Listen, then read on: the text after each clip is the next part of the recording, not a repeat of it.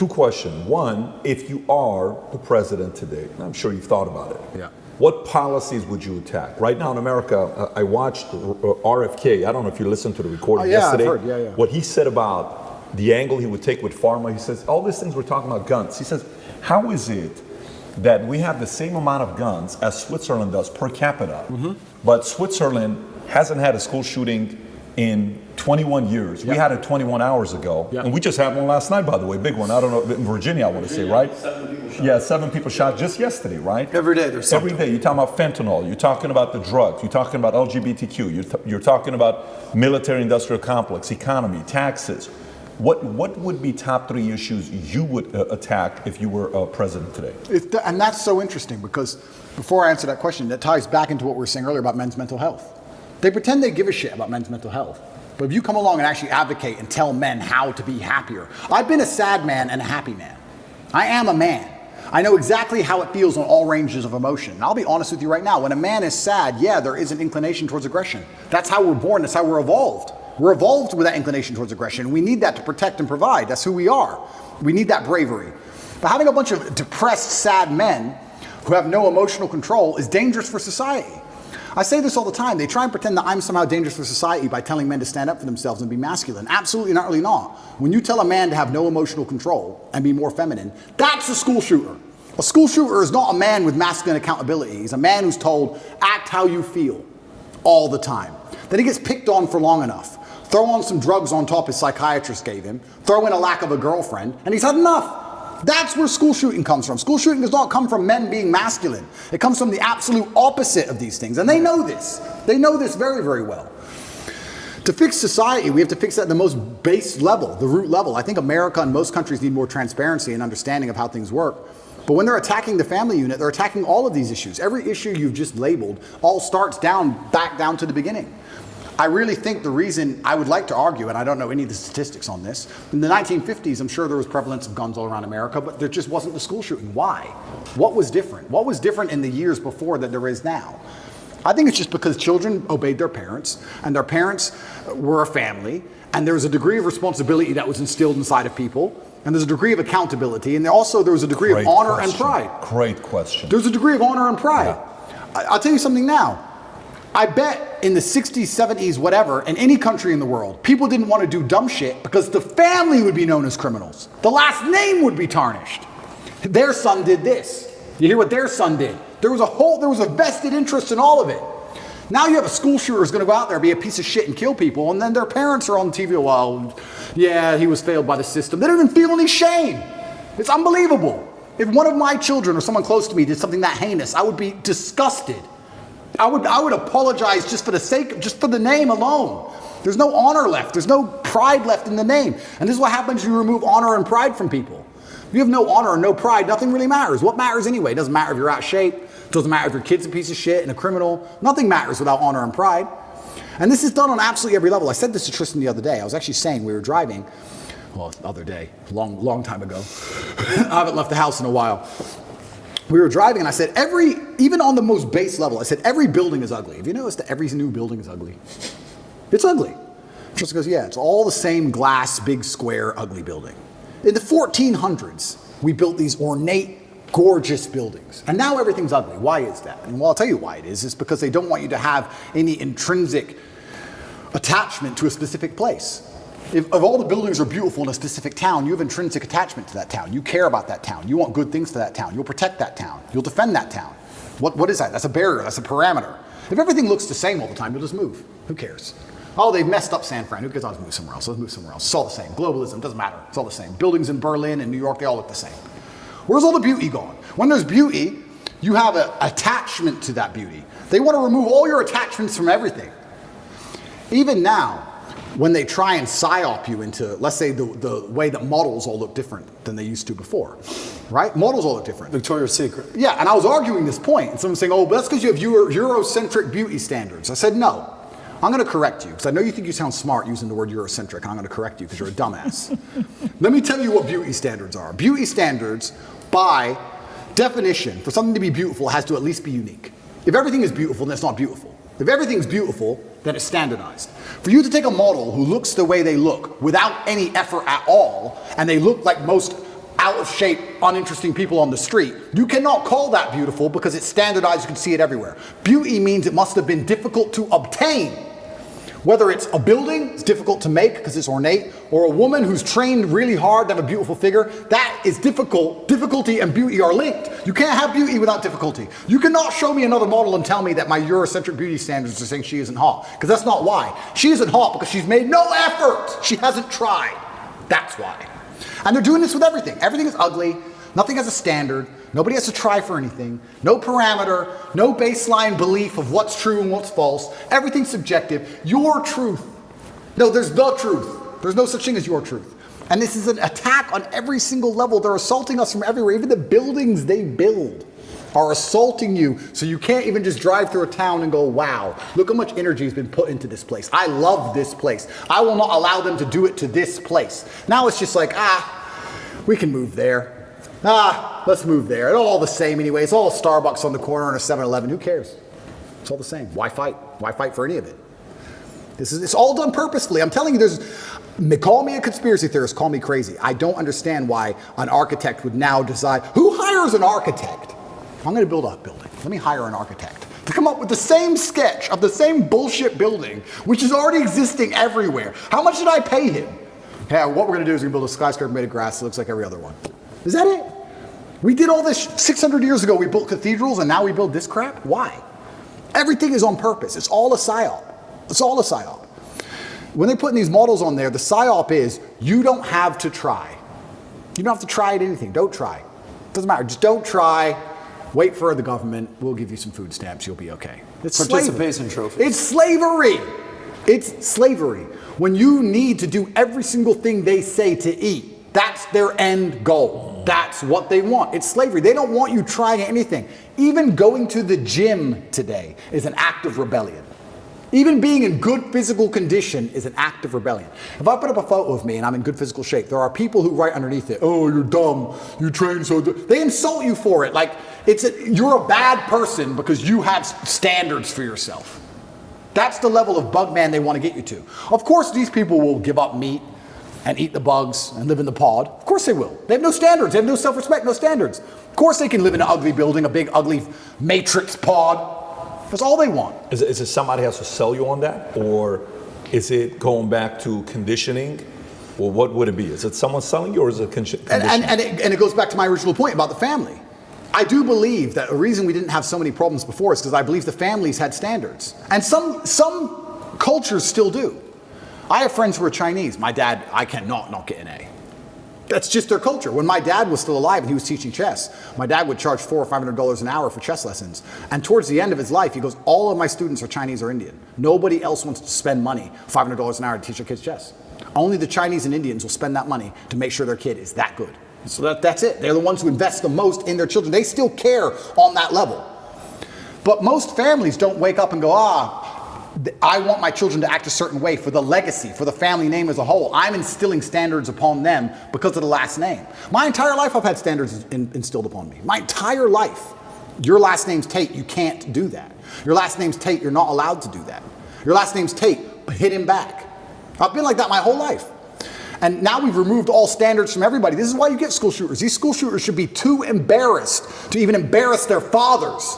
They should wake up and go, I would never do this to my family. And I'll also, this is definitely gonna get me canceled, but I'm gonna say it because it's true. I'll say it by extension for suicide. I don't care what you do to me. I'm Andrew Tate. I cannot kill myself. I can't. I'm not allowed. It's against the creed of my last name. I didn't have ancestors who suffered how they suffered, who went through what they went through for me to be born to kill myself. That's not the end of my story. I refuse. I absolutely refuse. No matter how bad it gets or what bad situation I'm in, I refuse to do it because I have too much respect for my last name. I won't do it. And I think that a lot of things, a lot of men's mental health, a lot of crises can actually just come back to the old adages of honor. And you can fix a lot of it. Your girl left you, you miss her. I get it. We've all been heartbroken. She's with a new guy. You're upset. She doesn't care. You care. I get all of it. But there has to be a point where you get to a level of pride and you just go, that's not who I am. I lost her. That's life. You just got to get on with it. And the best way is to have, where do you find the strength when you're in these difficult situations? I always find the strength from my last name. I'm Andrew Tate. I'm Andrew Tate, so I just have to do it. I'm in a Romanian jail cell. I wake up, there's cockroaches in my bed. They're all over my face. What am I going to do, cry? Am I bitch out? Am I going to go and sign a piece of paper and say I'm guilty? I'm going to sell my brother out? Is that what I'm going to do? Am I going to go fucking lie and put these and sell the girls out like they want me to? Am I going to stand up and say I'm sorry for saying go to the gym like a pussy? No, I'm going to take the cockroaches off my mouth. I'm going to do some push-ups because I'm Andrew Tate. When shit really gets hard, honor and courage and bravery and your last name is all you've ever had. It's all you're going to have. And it used to be like that in the olden days. That's why no one did this dumb shit. They were just too embarrassed to even do it. And this is why you're saying, how do we fix the country? Absolutely, all of it comes down to the fact that, especially with men, none of them are bestowed with the things that the masculine essence needs to be a good man. You need pride, you need honor, you need a healthy level of ego, you need all of these things. We're taking it all from boys, and what are we giving them instead? Video games, porn, weed.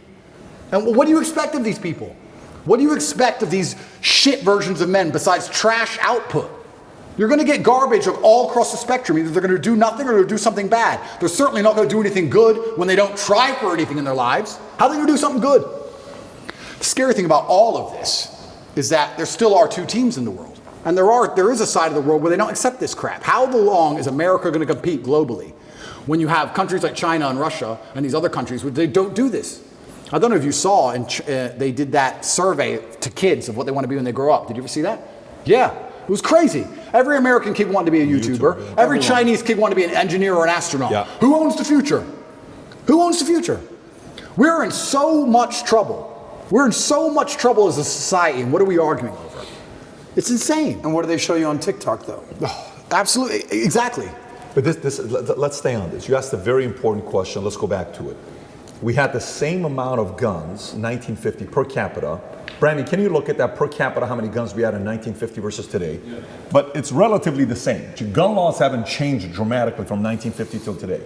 What's changed from then to today? We took out God out of school. Prozac was invented in 1987. Yep.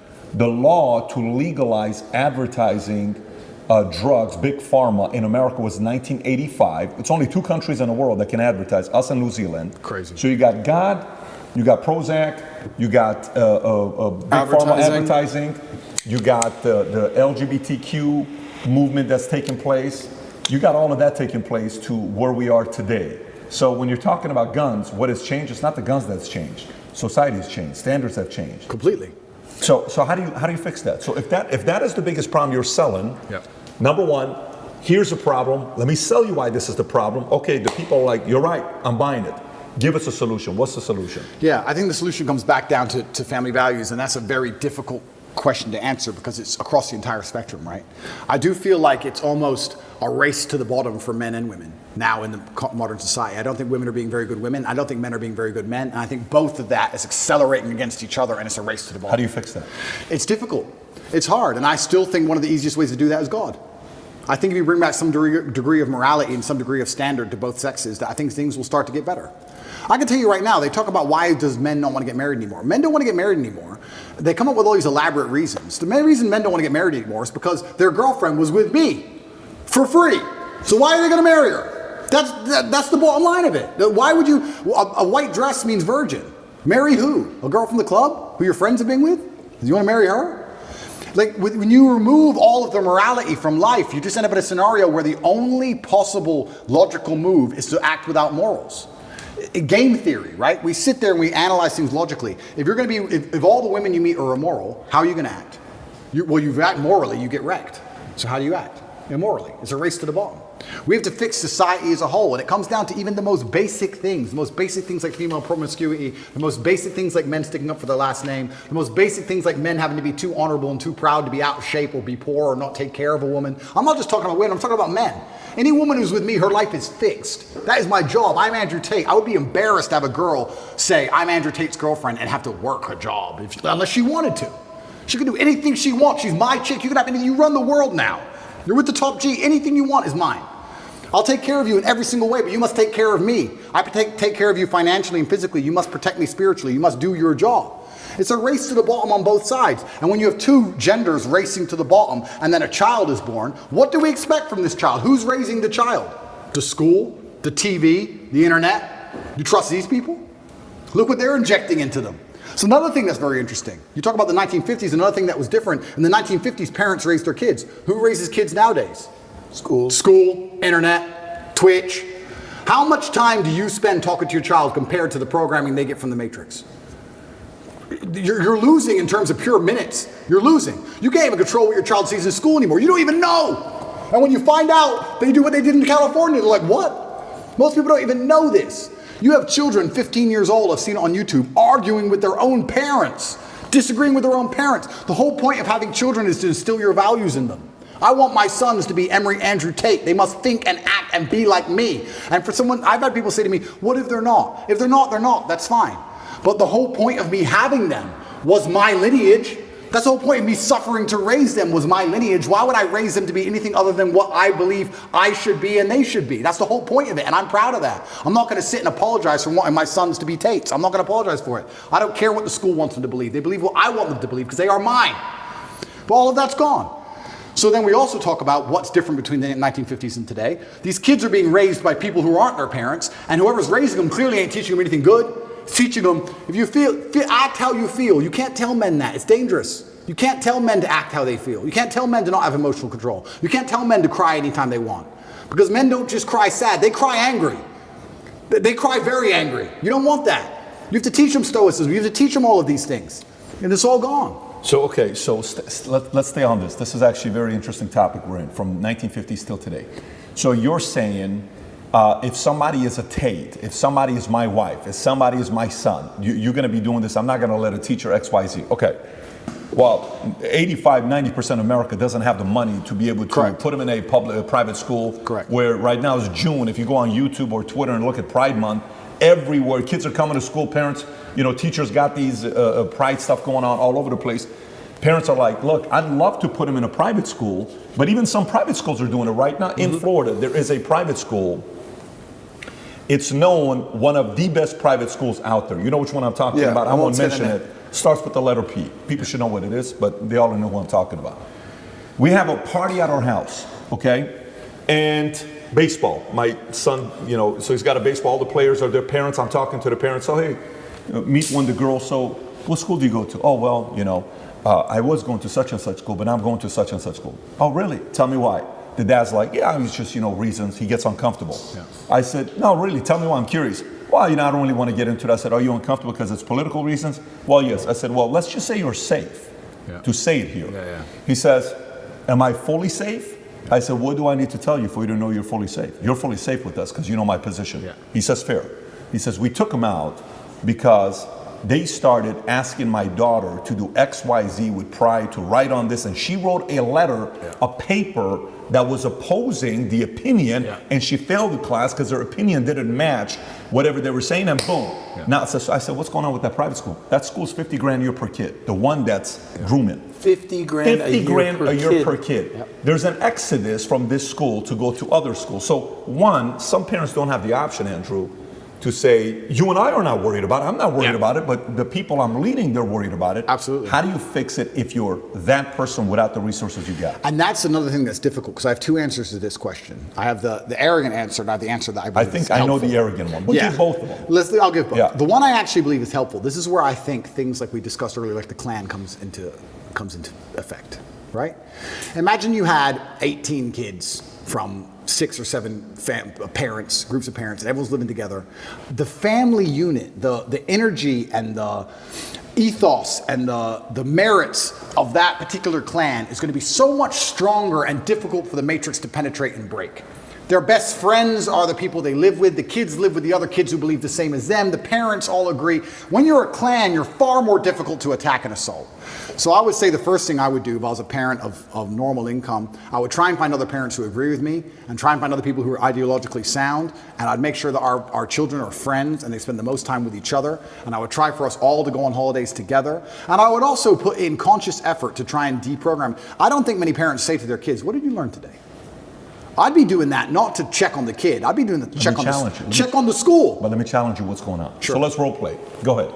Ask me the question. What did you learn at school today? So today we learned that, Dylan Mulvaney had the courage to stand up for her beliefs, and she's a hero because she's out there and she's helping a lot of other people that are going through challenging times be able to stand up for themselves. Okay. What are you going to tell me? I would say, why do you think they want you to believe that? What do you mean that? Why do you think they want you to believe that? They've told you something. Yeah. I don't believe that's true. What they've done is lie to you. Why do they want you to believe that? Perfect. So say you now convince me I'm your son. Yeah. Great. I go to school tomorrow. Yeah. Ready? Correct. Now I'm in school. Correct. Hey, Miss Jones says, hey, Patrick, so tell me, so what did you think about this as this, you have to write this paper? Well, let me tell you, last night I was having a conversation with my dad, Yeah. and my dad told me, why do you want me to believe that? Yeah. Then comes the phone call, and then now you're cornered as a parent, and now what do you say to the school? Say I'm the school, role play. Correct. And I can't role play it by myself. It's difficult. It's difficult. And this is the exact point why you need a clan, you need a network, you need other parents. If I was a parent and my child was going to public school, I'd be extremely interested in finding other parents whose kids were going to that public school. Yeah, you have the PTA meetings, etc., but there has to be a degree of strength in numbers. It's hard. You can say homeschooling, that's the cop-out. But the other answer, the more arrogant answer to this, is actually an answer I gave after the subway incident. You know, in New York with the subway where they choked the guy and he died. Yep. I get asked all the time, Andrew, what would you have done in that scenario? It's a very difficult scenario. I mean, we can argue whether he choked him too long, whether he was trying to protect people. There's a bunch of arguments. But it's very unfortunate. This goes back to what I was saying earlier. You can no longer just be the average man, the average citizen. I insulate myself from so many problems with money. I know this is a terrible thing to say and people aren't gonna like hearing it, but it's true. I never have to worry about some garbage on the subway. I never have to worry about, do I stand up and defend this woman or allow her to get attacked because they're gonna put me in jail? I never have to worry about some fight on a plane because the ticket was $40. I never have to worry about my kid going to learn something they don't wanna learn. I don't have to worry about any of this because money protects me, right? So when I say this, like if I have a girl and she's saying, all you do is work, you need to be a dad too. I'm being a dad by being rich. That's me being a dad. That's how I protect you all. I'll work 18 hours a day every single day. That's me being a dad more than almost anything, because that's how I protect you and everybody else from all this insanity. It's the only way to do it, because you need to be flexible. We're fully on the same page. I'm on the same page as you. I also went and made the money, so I get to pick and choose. Yeah. What I'm talking about is a message, because the reality is not everybody is going to go out there and make the Correct. 10 a month or Correct. whatever you make. It's just not going to happen. Correct. The market's not set up that way. Correct. Quite frankly, not everybody brings that kind of value to the market. Correct. To garner that kind of pay. You know that, I know that. Correct. Okay, how can you and I help the audience that is sitting there, great citizens, Yep. net positive. Yep. They take their kids to church on Sundays. Yep. They work their butts out. They're doing their best to keep their marriage together as hard as it is. Yep. They're paying the bills for the kids. They're making 80 grand, 120 household income. Yep. They can't talk like you and I. You're right. What do they do? You're right. Let's give them the solution. You're right. So if I was them, here's what I would do. I would make sure that my family had core parameters and core beliefs that we believed in, and I would fact check everything my child was told against those core parameters and core beliefs. So let's say one of our core parameters and core beliefs was hard work. We believed in hard work and dedication. When they came home and told me something about body shaming or the fact that models can change, I'd say, does that agree with the beliefs and the merits that this family has decided we're going to operate under? Yes or no? I would have a framework, I would have a gate which ideas have to penetrate through. Every idea has to be fact checked against a gate, a parameters of set values that was stuck to my last name. Honor, courage, discipline, hard work, whatever those parameters are. And I'd say to my child every day, what did you learn in school? I'd listen to it and I'd say, does that align with our value on this? And also, I'd make this very clear, because this was done to me as a child. I'd make it very clear to my children that they're exceptional. I think every single person is exceptional for different reasons. We talk about normal children, normal families. That doesn't mean they're not an exceptional individual. They can still be an exceptional person. Totally. Who knows what they might become. Sure. I'd say you're an exceptional. You don't believe what everyone else in that school is told to believe just because it is said. You're an exceptional person, and we have a framework we operate under because your last name is X and our framework is this. Does that align with hard work and dedication? No, it doesn't. Why are they trying to tell you that? Because they're trying to attack the framework which you need to be successful. My father said to me when I was young, my father had many quotes, and I use them all the time, but one of my favorites was, I allow manipulation to find out where my enemy wants me to go. And then I use my mind to break the trap and punish the perpetrators. That's the exact line I will tell my child. I'll say, they've attempted to manipulate you. We've allowed it. I allowed you to go to school and listen to this. Why were they trying to manipulate you? Where do they want you to go? They want to take you away from discipline. They want to take you away from hard work. Now we're going to use our minds to break the trap. We now know what they want. My father explained this saying to me, and he said why it was so important, and it's true. If you don't allow them to manipulate you at all, you don't know where they want you to end up. You might get tricked another way. You might take another road to the same destination. You allow the manipulation. Tell me what you want me to believe. Tell me what you want me to understand. Allow it to manipulate me all the way to the end. I see the end goal. Yep. This is what you want. No. And this is what I would teach my children. Explain. Your time in school is going to teach you some very important things that you need to know. And they're also attempting to psyop you and trick you and poison your mind. And we are going to discuss daily, built within our family framework, within the code of our last name, to see which are true and which are lies. It takes work, like everything else on earth. It takes work. And I know it's hard. Parents are out there, they're working, they haven't got time. Yeah. Their kids are on the internet. It's difficult. But you have to put the work in, because you are almost fighting an enemy for the minds of your children now. You know what I think? You know what I think is, that's great, very good feedback. But so I lived in Iran, and in Iran, you'd go out there and you'd say, so hey, listen, people are asking about religion, don't talk about it. Are we Christians? I don't know. Talk to my mom and dad. You don't need to answer the question, right? Because there's that fear. So parents are teaching kids to not talk about their values and principles. The element that parents fear what the school's gonna say to them, and not give the kids the best grades, because imagine you got a 10th grader or even a senior. If you really say what you believe in, that teacher gives you a C. You don't get the A to get the 4.3 GPA to get the scholarship because you can't afford it. You have to be like constantly like this. So parents are telling their kids, look, whatever I'm telling you, don't tell them. I think it's bigger than that. I think a part of it is this is the first time we had stats, and I don't know how long this was, where kids graduating high school are not valuing a four-year college as much as they did before, okay?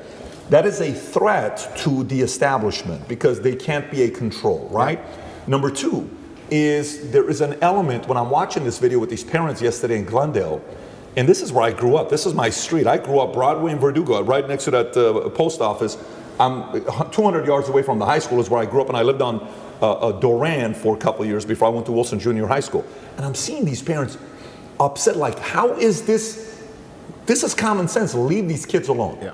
I think there's got to be an element of those parents coming together in a form of a strike, I believe, to say, if you want the tax-funded money that's being given to your school district, hey, we're not coming.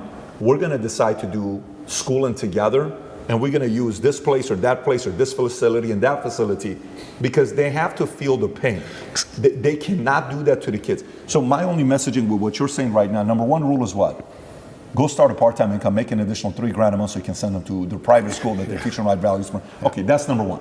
Two, I can't afford to do that. Three, this is the other option that you got. And you're right. And Trump said it in his book, The Art of the Deal. He said, if you're not prepared to walk away, you can't negotiate. And that's the same with absolutely everything. If there's never a bottom line in which you say enough, then you can't negotiate. You have no negotiating position. We talk about this when it comes to children in schools, but this is also very applicable for relationships. I've had girls who say to me, you know what, I was watching TV and they were saying that, I don't know, X, Y, Z. And I would say, listen, I take care of you. I love you very much. I'm going to make sure you have everything you've ever wanted. I'm going to make sure you're physically safe. That's why you're not going to go walking home alone drunk. It's not because I'm a misogynist. It's not because I dislike you. It's not because I'm controlling. It's not because I'm manipulative. It's because it's for your safety, and your safety to a degree is my responsibility. But I saw on the news X, Y, Z. If you believe the news over me, then go find another man. You have to be prepared to walk away, right? This is the bottom line of it. This is what I personally believe. These are my values. 100% with you. These are my values. And this is what I personally believe. If she says, well, no, I'm not listening to you, and I stay with her anyway, well, then it's over, isn't it? And then she's going to do whatever she wants. But not everybody can do that because you've earned the right. Of course. The proposition you're offering is so high that they have to sit there and say, I can't lose this guy. Completely. And this is where we go back to the original point about how difficult it is to be the average man now. It's becoming more and more difficult. We're in a position now where you have a racetrack and you have Ferraris and Nissans. And yeah, we can discuss how the Nissan might beat the Ferrari, but the truth is, it's hard. It's very, very hard.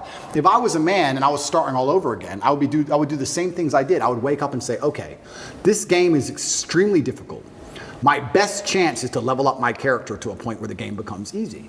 Because life does become easy at a certain point. Yes, now I'm in a very unique situation. But before this situation, I had only 3 problems in my life. My health, which I take care of, my woman, who I take care of, and money.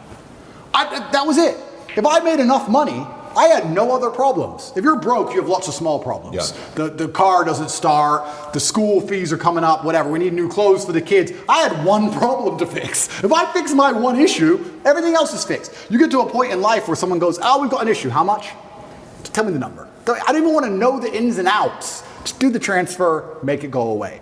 So, yeah, as a man, I think you have that imperative to understand that the video game of life as a man is exceptionally difficult, and especially as you get older, as you progress with the levels, it gets harder. It's getting harder and harder. You need to level up your character. This is what amazes me when men go, I struggle with motivation. How can you struggle with motivation in the modern world? Are you asking to just lose? Are you asking to just be erased from humanity? Yep. Are you asking to be invisible? How can you be an 18-year-old man and say, I don't have the motivation to train as hard as possible and get as rich as possible? You are born to lose if you don't have motivation at 18.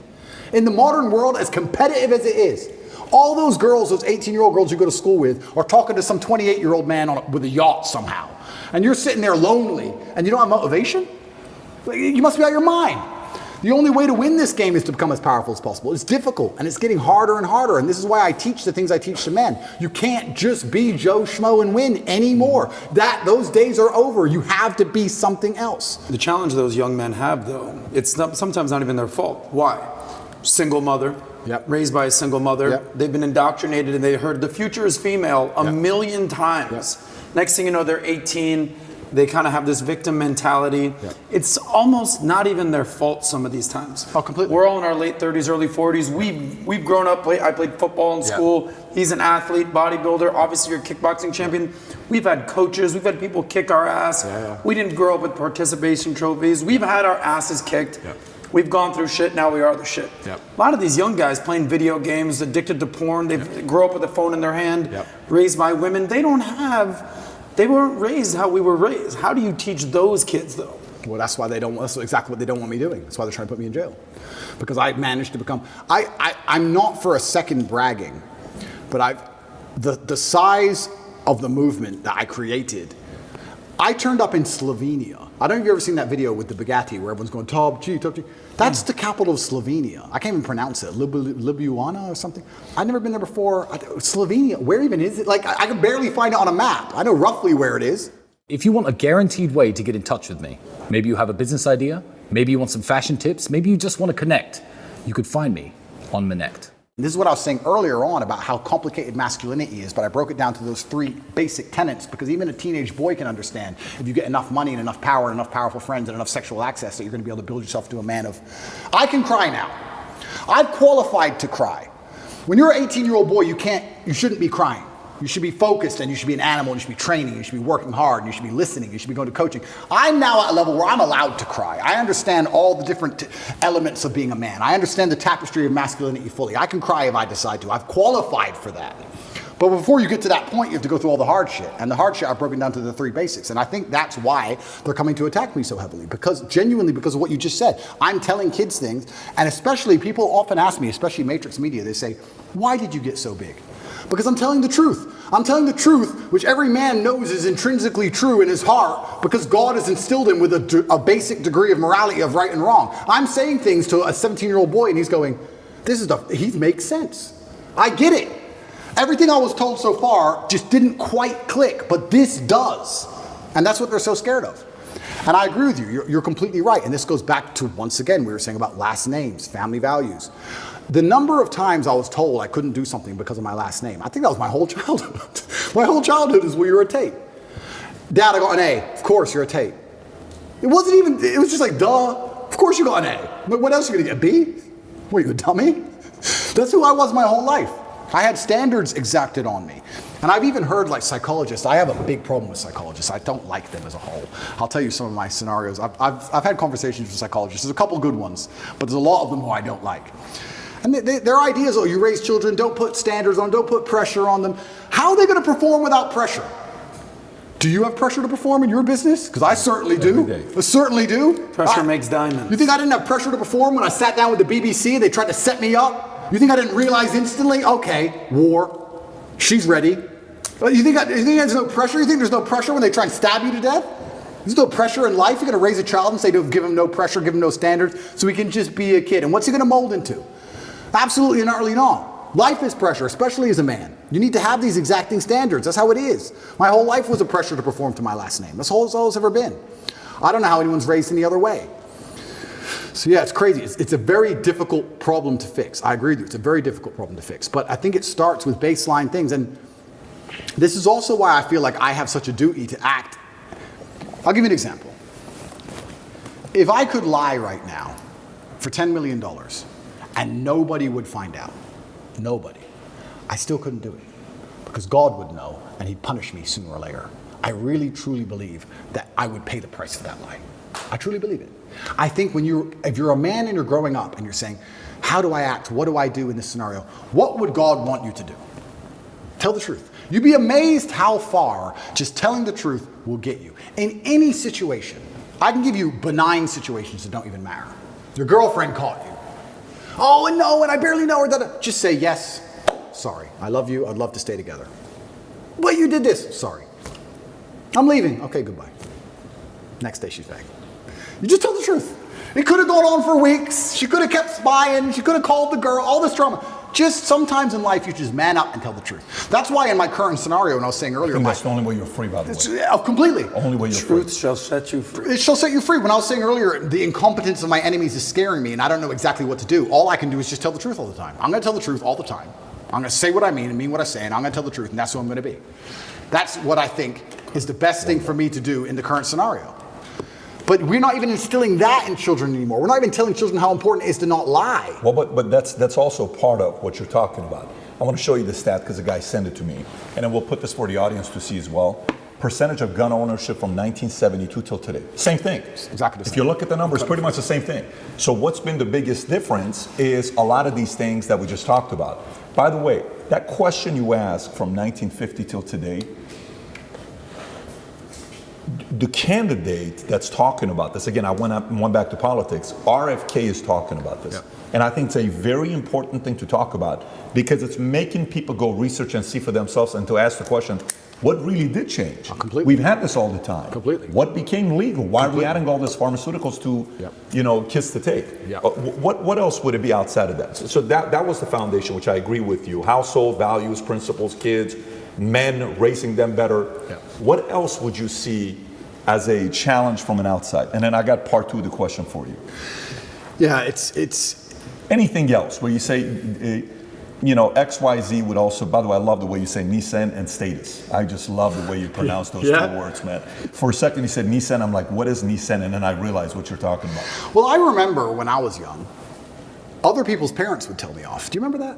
Did you ever get that when you were young? Of course. Other people's parents would come up and you better not. Random adults would just tell me off. I was scared of every grown-up. Every grown-up had a degree of authority. Just random adults. We can't do that anymore. There was just a degree of community that's certainly not really lost. And asking me how to bring it back is difficult. It's very hard. And that's one of the reasons why I've become so religious recently, because I think that God is definitely part of that. And that's also the reason I want to live in the clan I live in. That's why it is. My brother can tell my kids off, no problem. If I came home and Tristan's like, I had to scream it all, I'll be like, good. I trust him in his judgment. Good. Scream at them then. Good. They're children. Also, sometimes, you know what? Kids need to be yelled at sometimes. Why not yell at them? What are they going to do? So life's hard. Life's hard. The way we pander and baby children, especially, is insane. I was talking about this the other day. I was talking about how I have a pet peeve, and one of my pet peeves is painkillers. And I was being typical me, and I was going over the top. But I was saying, I was discussing with this guy. This guy said, have you got any aspirin? I said, there's no aspirin in my house. And he said, why? I said, brother, you are not facing 1% of the life difficulties I am facing. Think about it. No government's trying to lock you up. The Matrix isn't after you. They're not trying to frame you. Nobody wants you dead. When God finally gives you a tiny headache, to give you something to show you're half a man, a little bit of resilience, you pussy out and take an aspirin. Can't you just have a headache? Just have a headache. And not only just have a headache and don't mention it, because I don't care. So don't even talk about it. Nobody needs to know. Just have a headache and be quiet. I have a headache, Twitter. Yeah. What do you want? Do you want therapy? You want sympathy? Nobody cares you have a headache. Shut up. It kind of goes back into my original conversation when I was saying I don't like psychotherapists and all their garbage, because they're constantly, I don't believe in, I've had conversations with therapists a few times, and my biggest detractors and enemies say, you need to talk to a therapist. The last conversation I had with a therapist didn't go very well. I said I didn't believe in most of their field and that it was garbage. And she said, why? And I said, because there are some boys who don't drink alcohol because their dad was an alcoholic, and there are some boys who are alcoholics because their dad was an alcoholic. You have the same scenario and different outcomes. So I don't believe in it. And she said, well, no, it's not an exact science, but we have generalized rules that we can follow that lead to patterns of behavior. I said, but I'm not a generalized person. I'm an exceptional person. So everything you've learned and everyone you've ever spoken to and everything in your books does not apply to me, because I am exceptional and I'm smarter than you and I've done things you could never do, and I'm a world champion athlete and I'm richer than you'll ever be. So nothing you know can possibly apply to my mindset. So why are we sitting here talking? What was the reaction? She just wrote things down on a piece of paper. Probably called me an arrogant piece of shit. Probably said don't like this guy. Complete narcissist, Yeah, 100%, egomaniac, 100%. who knows what's going on But here. I'm right. Yeah. There's nothing you've learned in your You are book that exceptional. applies to people. It doesn't apply to me. It doesn't apply to me. So I don't want to hear it. Don't care. Don't care. And this whole idea, this goes back to the thing about painkillers. That's something I didn't just make up. That's from my dad. I remember being at my friend's house, and I remember him saying I need an aspirin, and he had an aspirin. I remember just being a child and coming home and saying I want an aspirin. I remember my dad going, for what? You're a kid. Shut up. No, you're not popping pills. And I remember my mother going, it's only an aspirin. No, there's nothing wrong with you. Your body is going to go through the same damage it's suffering, if any at all, whether you feel the pain or not. Man up, get over it. It comes down to the details. It's like if you're a professional fighter and you get to a certain level, your coach, once you've been training for 10 years, your coach is honing you on the details. It's the tiniest details that make you a predator. The tiny things. Mayweather does 1% better than the guy he beats. It's the tiny details. So simple things like denying a child a painkiller when you know there's nothing wrong with them. I'm not saying if he had surgery, he can't have painkillers. I'm saying if he walks in, there's nothing actually wrong with the kid. Say no. It's all the tiny little things you need to do to instill pain. You need to instill that resilience inside of them. I was in jail and I could just hear crying and sobbing from every cell but mine. Everyone's in there having a mental breakdown but me. And the scariest thing about my position, and I think it's the position for most people who end up in jail in Romania, because of how the legal system works and the extensions and that, you don't know how long you're in there for. You don't know. It could be a year, could be 5, could be 3 days. That's what messes with your brain. You're like, do I prepare for 6 months of this? Do I prepare for 5 years of this? What's going on? Nobody knows. Everyone's in there having mental breakdowns but me. Why did I not have a mental breakdown? Because I've had too much crap happen to me too many times and never took the painkiller, never took the easy way out, never asked for the therapist, never been a bitch about it. This is how life works. There's no way to the top besides the difficulty and the pain and the trauma. I'm really flabbergasted that there's men out here who still believe they're going to somehow become something of importance without it. Of course she broke your heart. Good, good, good. Good. I'm tired of people complaining and crying about it. That's the game. That's the life. So yeah, it comes down to tiny things, even down to painkillers, smallest things. Another thing my dad used to make me do. He used to just make me drink water. I remember being a kid and it would upset me. I'd be sitting there playing chess or whatever. He'd say, go drink 2 liters of water. And I'd go and I'd get some water and I'd start drinking it and say, I'm not thirsty, I don't want to drink the rest. And he'd stand there and make me drink all 2 liters. Now I understand it was just compliance. 2 liters of water is not going to hurt me. Not going to hurt me. Do I really need it? Who knows? I drank a liter. Why do I have to drink all 2? Because he said so. That was the household. If I tried to rebel, I really don't want it, I'm not thirsty, you're going to drink that water. That's it. And it's all these tiny things that instill discipline in you. Over a long enough time frame, drink water. Yes, sir. Bring that to compliance today, though. Bring that to compliance today. Say your dad is around today, Yep. and you're 12 years old, Yep. and you're living in Ohio, Yep. okay? And your dad is teaching you compliance. Yep. And your dad says, okay, so now teacher in school tells you what to do. He's right, he's this, he's that. What is the angle you're taking at that time? Yeah, and that's another thing that's difficult, because back then it was much easier to say you shouldn't get in trouble at school. Right. Much easier. Than Today it it's is now. kind of like a badge of honor almost. Almost. If you stand up. Almost. And it is hard. But my loyalty was always to my last name above anything else. This just depends where your loyalty lies.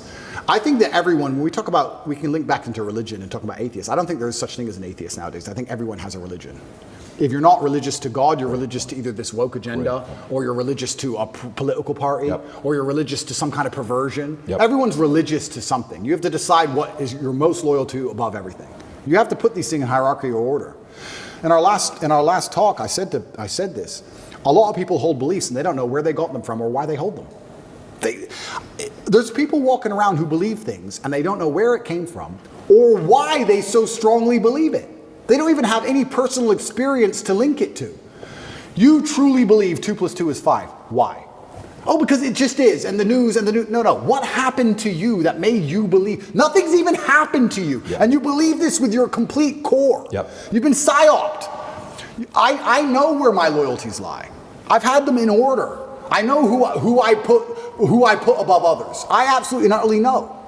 And sometimes in the most harsh situations on earth, there's going to be scenarios in life which are completely and utterly, they're unexpected and they're exceptionally rare, where you have to make very difficult choices.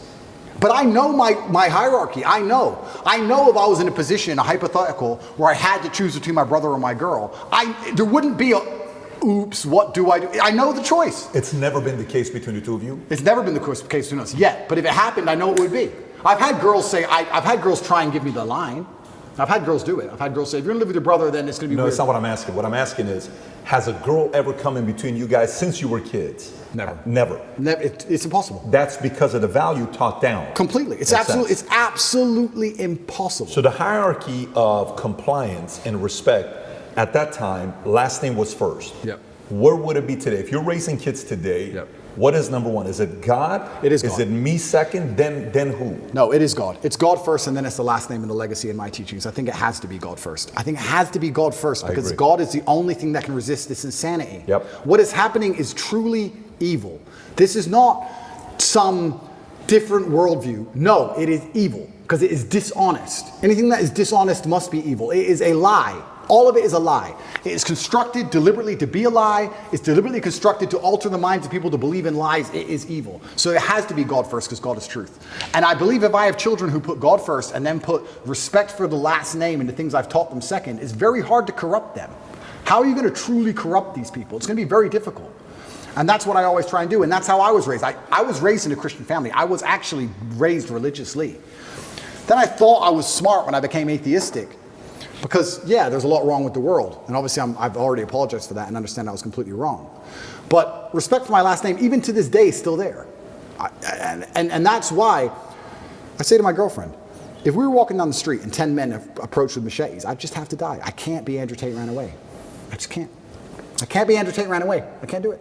That's the bottom line. If you're living in this clan, right? You're living here, your family, Yep. Tristan's family, Yep. you're raising your family, Yep. Muslim, Islam. Yep. Your brother's still Christian. Yep. How's that going to work? Well, there's one If God. God's first. There's one God. I truly believe there's different paths to God. I truly believe that. Like I said, I'm not a religious scholar, but it says in the Quran, people of the book. Even a Muslim man, I'm allowed to marry a Christian woman. They are of the book. It's only atheists that the Quran has a problem with because there's something morally corrupt with them.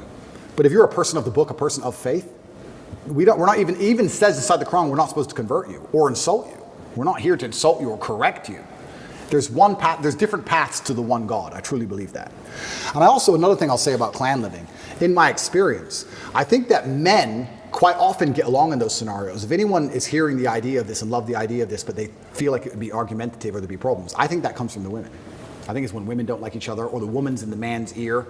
You're too much with the guys. I think the women are more against it than the men for some reason, unless you have a very strong frame in the relationship. I don't have that problem, but in general, the men get along. The men love it. I think it's quite firm and quite rigidly installed inside of the basic psyche of men. We like that. Men feel best in a gang, in a group.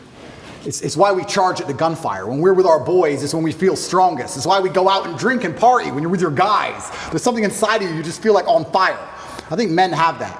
A lot of the time it doesn't seem to work and it breaks down because women can be unhappy in certain scenarios. But this is why, especially in some ethnic communities where the gender roles are more specific and defined, where the man is in charge and the woman does this, they can all live together in peace. It's much easier for them. Like I said, I grew up in a town full of Muslims. They'd have 10 families in one house. The women cooked, cleaned, looked after the children, looked after their man. The men all worked, made a bunch of money, a bunch of average ass jobs, and they were all millionaires in 5 to 6 years.